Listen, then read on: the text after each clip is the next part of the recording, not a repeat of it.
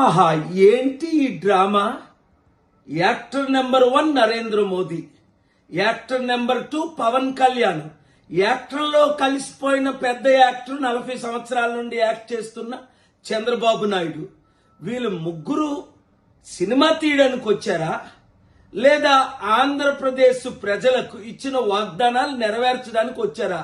ఒకరినొకరు పొగుడుకుంటూ, అబ్బా ఈయనంత పెద్ద, నేను అదే స్కూల్లో చదువుకున్నాను, ఇదా? మర్చిపోయారా 10 సంవత్సరాల క్రిందట వెంకటేశ్వర స్వామి పేరుతో ప్రత్యేక హోదా ఇస్తాను ఆంధ్రులకని చంద్రబాబు నాయుడు ఉంటుండగే నరేంద్ర మోదీ చెప్పారు కదా. పవన్ కళ్యాణ్ అదేమైంది? 6 కోట్లు ప్రజలు మట్టి గారిపోయింది.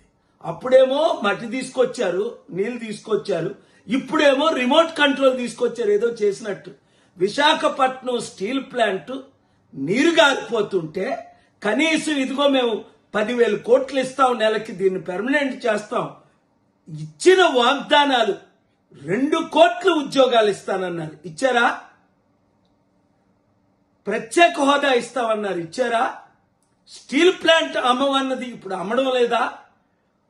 మనందరినీ ఇలా మోసం చేస్తుంటే దేన్ని బట్టి చప్పట్లు కొడుతున్నారు? బాగా మమ్మల్ని మోసం చేశారు, మేమందరం మోసపోయామనా? ఆంధ్రులారా, వీళ్ళందరూ ఒకటే, వీళ్ళందరూ తోడు దొంగలే, వీళ్ళందరూ మోసగాలే. ఈ వీడియో అందరికీ షేర్ చేయండి.